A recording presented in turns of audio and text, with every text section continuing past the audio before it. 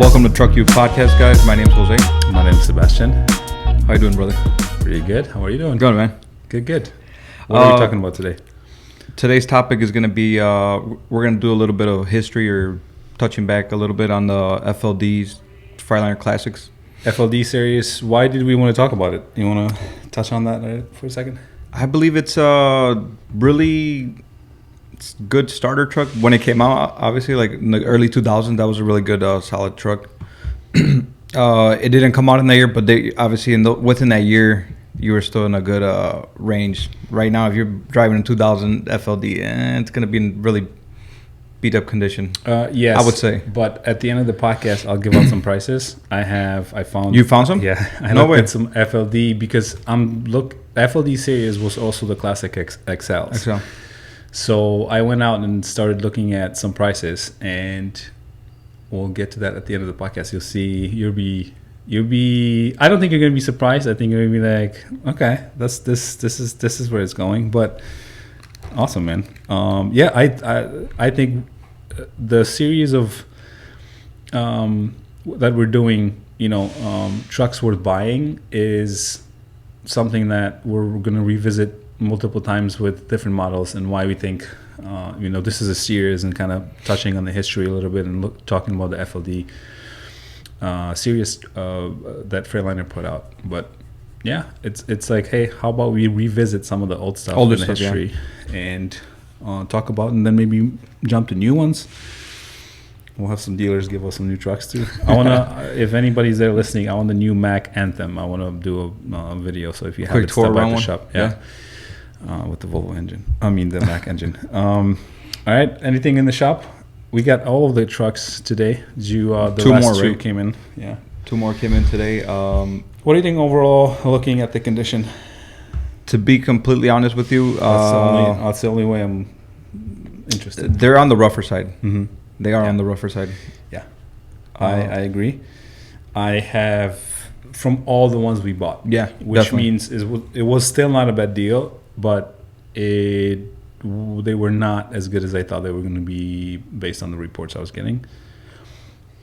Oh, so you never went to go check them out there personally? No, I never do. They send me detailed reports. The guy just goes there with runs through everything. Okay. So I'm not, and I haven't really, it's based on the trust with the people that help you with it. I knew what I was getting into, so that's not that wasn't that's not the case. But they are with all of them out of the fleet that we bought, the D13s. I feel like the end of the fleet's life were just completely neglected, right? Which we've been talking about a few times. I would say, for the reason being that I believe they came from a rental company, right? Yeah. So. Well, it was a deal for a fleet that they provided. Right, and I don't want to mention the name, but they provided the fleet for the trucking company. Like, hey, we just need trucks, give us a good deal, and then they leased it. Okay. And then when the lease was running out, they're like, hey, let's just dump it.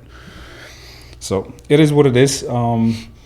It's the world of being in a trucking. You have to deal with things like that, and kind of have a sharp radar. And also where they were running to, I would say, right? Because some of them do have a little bit more rust than others. So Yeah. Sounds good. Let's dig in. So FLD series. You want to start off? Yeah. So the first FLC, I never really seen. To be honest, I never seen one. Yeah. Not even in pictures, to be honest with you. So you'll see it in the picture. I'll post it when I edit it. So let me begin with the FLC 112. Was 1985 when Daimler-Benz bought Consolidated Freightways, sold that division to Daimler-Benz, and Consolidated Freightways is actually a trucking company, and they were like, let's just focus on the trucking and dump the production. Dump, that's another nice word, but they sold it off to Daimler-Benz. Okay. And it was, I believe, 1981. So in 1985, they the first model out of that came the FLC 112, which was based on the LK Mercedes cab from Europe. So Never seen one either. So yeah. Post a picture. Typical Freightliner, nothing new to see. But that's what they used. I have a little bit of a time frame here that we could follow, right? So the first FLDs came out in 1987, the 112 and 120 cab. You want to explain the 120, 112? So the reason they call it the 112 or the 120, it's they're measuring from the bumper to the back of the cab. Mm-hmm. If I'm not mistaken, right? Yes, yeah. And they were the entire purpose, which I've heard, I'm not sure if it's true, was Freightliner development, FLD.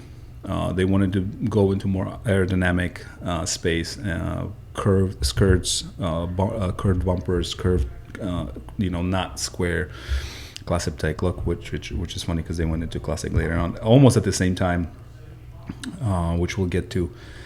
But it was 1987 was the FLD series started. In 1990 was the FLD Classic series started, which means they started within that line putting on more different models, and one of them was Classic XL. Yeah, which was pretty much, as far as the design, everything was the same other than skirts, and it has a square hood and the air cleaners, the air filters. On the side, On the side, It was designed for that classic appeal. Pretty good design. I would say one of the most successful ones that are now. There's a lot more of them actually than the FLD's 120s itself.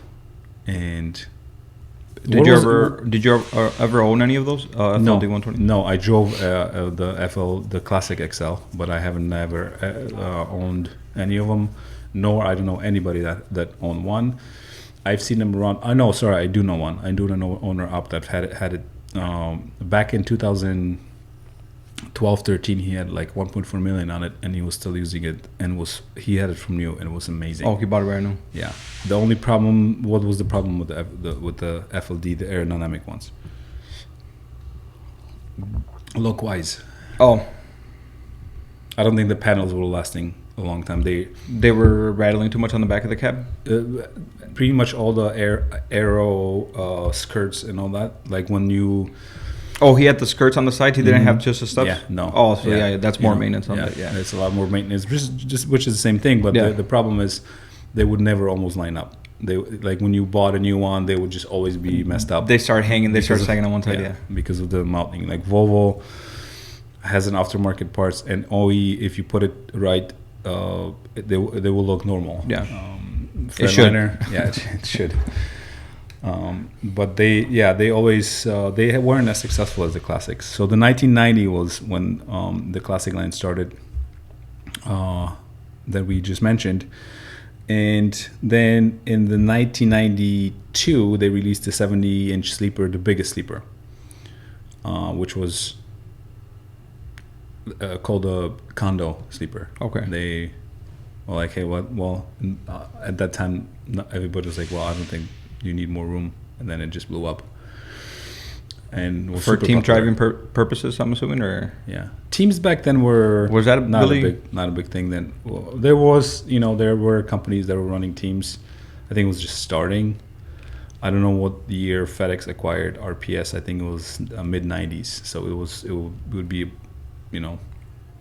early stage of team driving. FedEx is probably in UPS, and there are other companies that run teams, but for team driving for sure.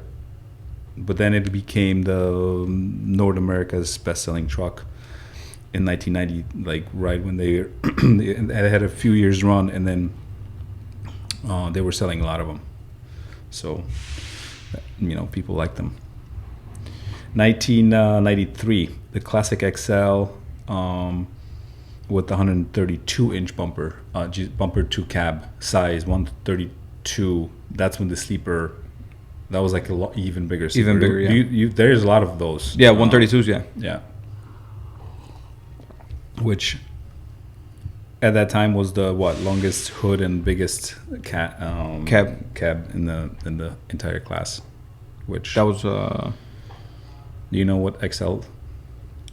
You know what XL is for? extra large. Extra large. Extra large. Do you know what? How long they made them? 2010, right? Mm-hmm. So it was like 93 to 2010. Yeah, the big ones. Yeah, if you look at classic, that's 20 years they made. 20 years. Yeah, that's pretty impressive. Which they still make them. Well, we'll get to that, but you know, Coronado is a classic with a different hood. Yeah. What design do you like better? Coronado, right? No, I like the classic one. Classic. Mm-hmm. I like the classic. There, you know, other than the lights, the hood is a little different, but the lights, there was an upgrade. Then they did a Coronado with the square ones with emissions. We'll get to that too in a second. But my favorite is probably the classic XL out of all of them.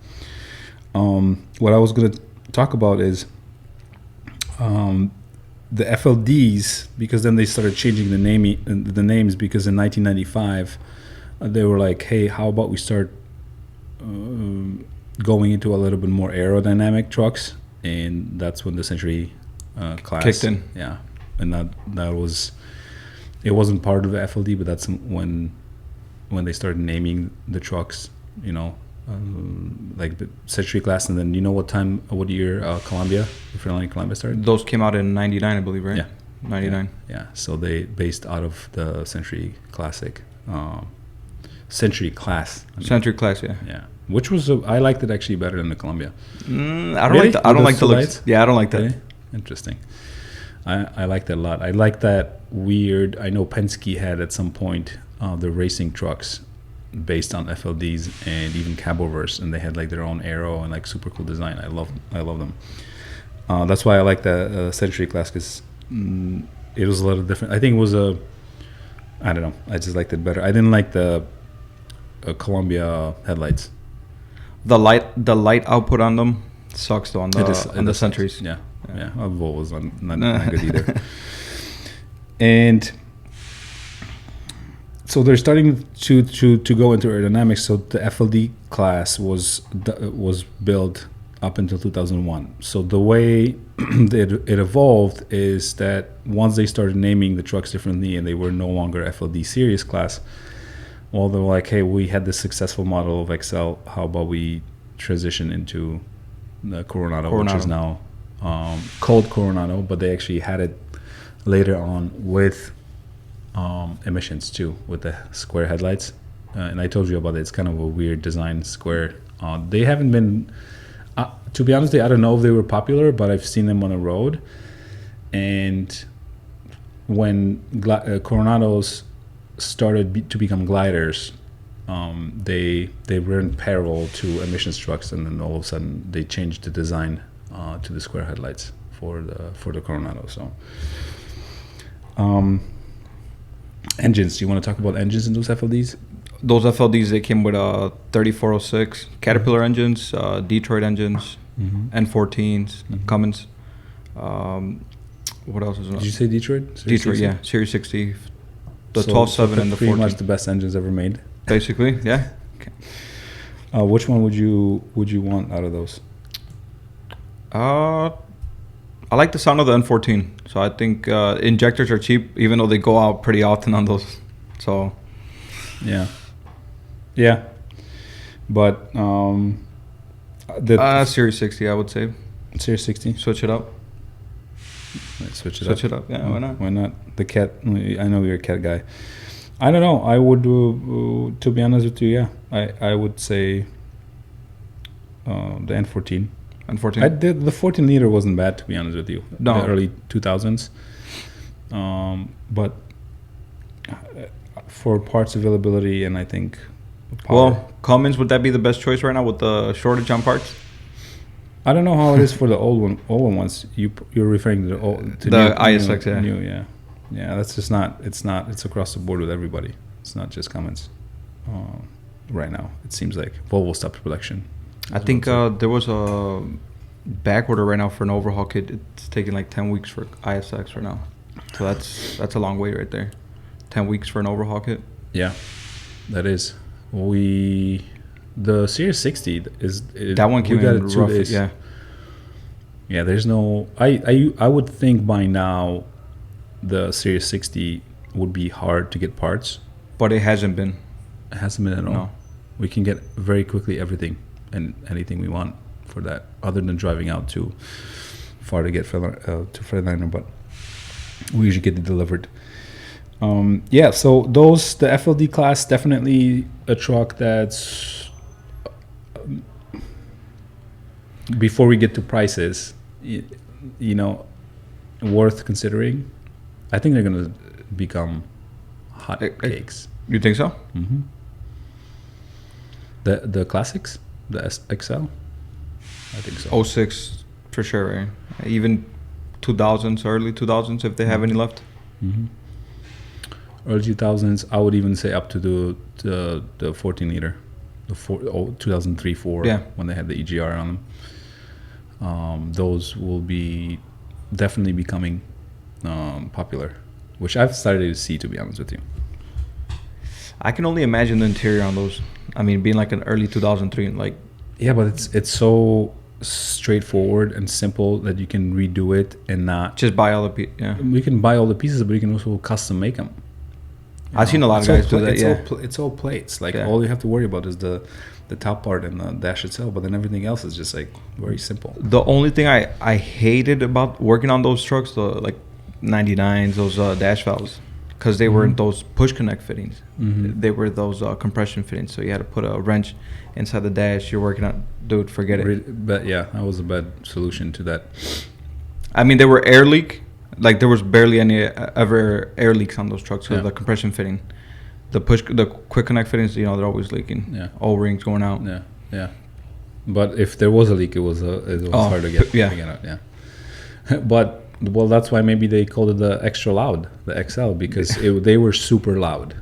So the soundproofing and the sound deadening on that, I mean, it's any classic. It's not as good as Aero truck, plus with the wind resistance. But I mean, I drove one a few times, and I was just like, all right, I need like headphones or something.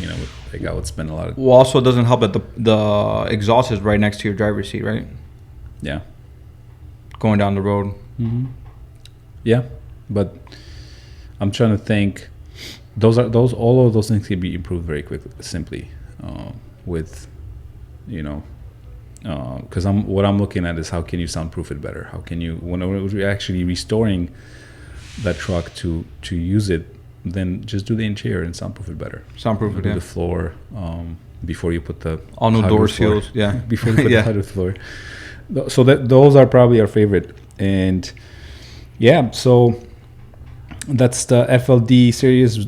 Just briefly touching on a pretty successful, I would say, period for Freightliner. They became the powerhouse for Class 8 trucks in that era, the 90s. Kind of surge of transition from classics to aero trucks. Kenwood's there too, obviously, but I like what they do. On the pricier side. On the pricier side, yeah. We'll revisit Kenwood too, but let's jump into the prices. What I found. Let's see what you Is found. there anything else you want to add? I don't know. I don't want to skim through it too quickly, but is there anything that you wanted to add to those FLDs and any other design? No. No, they did a good job. The biggest, I like the super big sleeper, which was seen as, well, why would you need such a big sleeper? And then look at 780s Volvos, and the Coronados are amazing. Everybody likes driving them. The long frame. You don't see those rusting out from the bottom, unlike the Volvos, and that goes with any Freightliner across the board. But yeah, but the Freightliners have the top issues. The top arrow, see that right here? Oh, this is the one that you resealed. Mm-hmm. No, but this one right here. Do you see the arrow on the top? They're losing paint over there because of, look at where your exhaust is. Yeah, I see that. So both sides are knowing this. All right, I found a 2004 Freightliner FLD 132 Classic XL. 1.3 million miles. Detroit 14 liter. I want to do specifically talk about that. 500 horse, 10 speed. I didn't get to the rear ends, but it doesn't really matter if it's a 10 speed. It's going to be in, typical 355 probably. 2004, 14 liter, 1.3 million miles.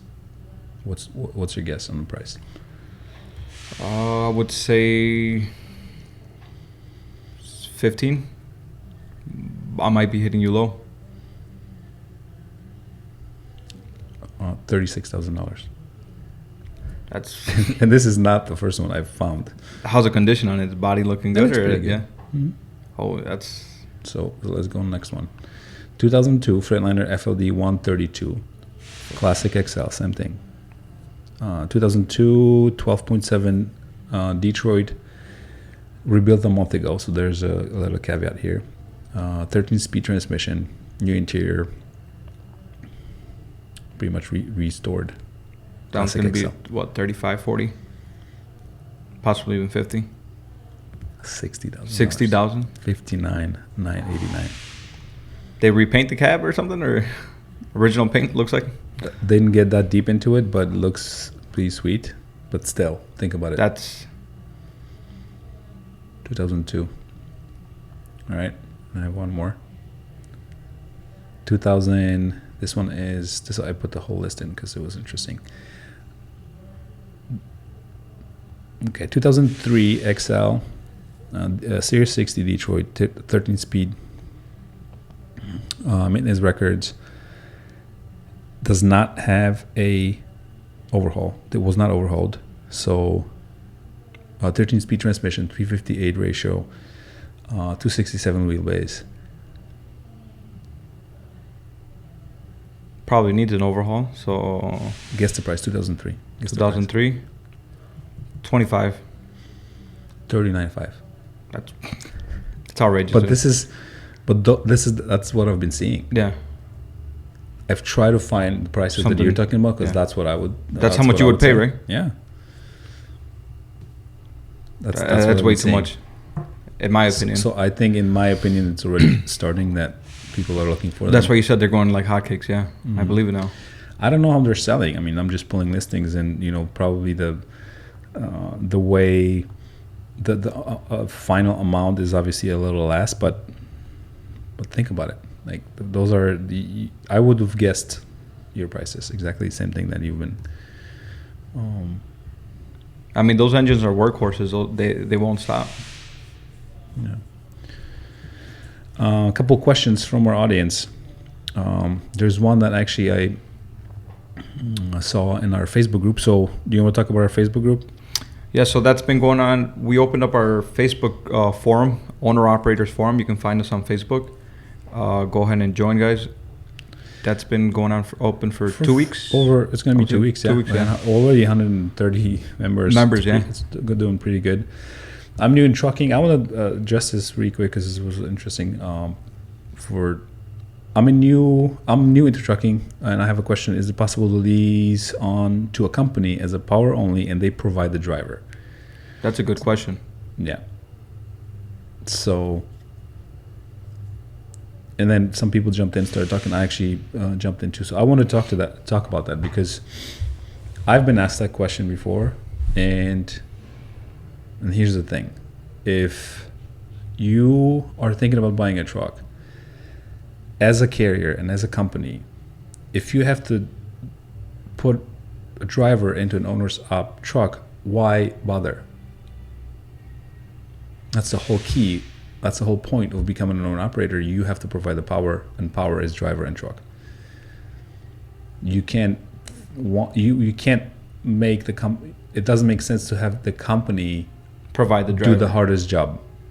Which is finding a good driver. Finding a good driver is one, and then actually buying a good truck is two, right? Therefore, no, I don't think there are companies like that. I don't think that would work out because what if you have a good driver, but the unit that you purchase it's breaking down often? Then it's going to disappoint the driver. He's going to walk away. Yeah, but at the same time, no fleets are at 100% utilization, meaning every single truck is actually running of that fleet, then why not just put that driver into your own truck? Yeah. Right. So that was an interesting question, but I've gotten that as well, and I just wanted to address it.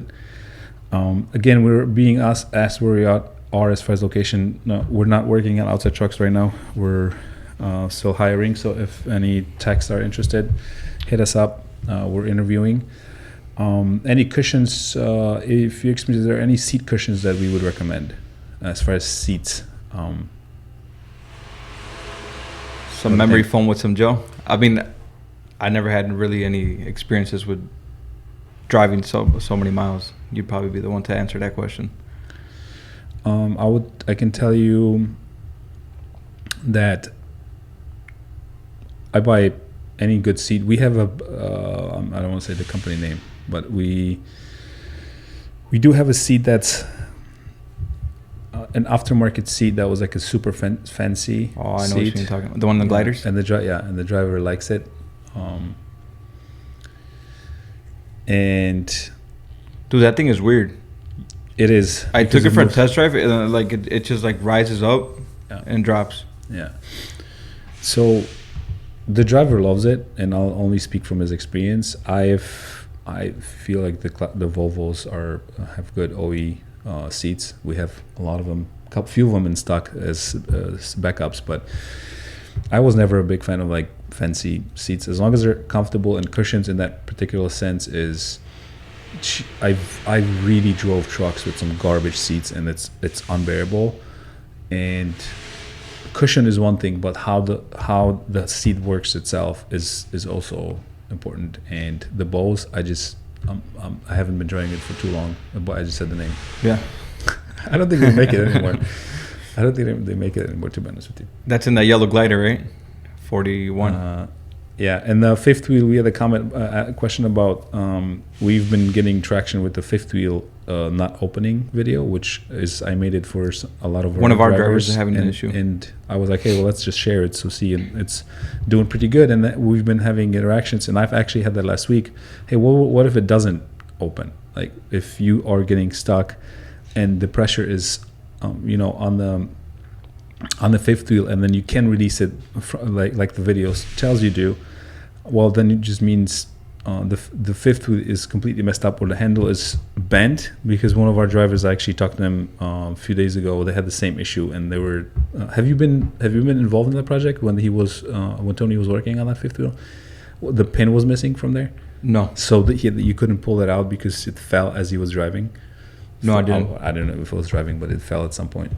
So at this point, if you can't really release it, then the only other thing is road servers and try to manually open it. You could still probably open it, hammering it, right? Possibly, yeah. Or you might have to torch it off. I've had to do that. Yeah. So if this doesn't work, if releasing the pressure doesn't work, then I will look at the air and actually see what's happening with the fifth wheel. If you have air operated, if you have manual, then pull it out or try to pull it out, and have somebody look under on the kingpin and see if it's actually doing anything. Yeah. Because I had a situation a couple of times where I actually could pry it out from underneath the thing, by the jaws, and you were able to pry it open. Yeah, I mean, you just need a long crowbar. But yeah, that's pretty much it for today. We're gonna start our day today, and hopefully let us know what you guys think about the trucks worth buying series, and what do you guys think the XL stood for, because we still don't know. I think it was extra loud. Extra loud. I don't know. Thank you guys for watching. Subscribe, share, and I'll talk to you soon.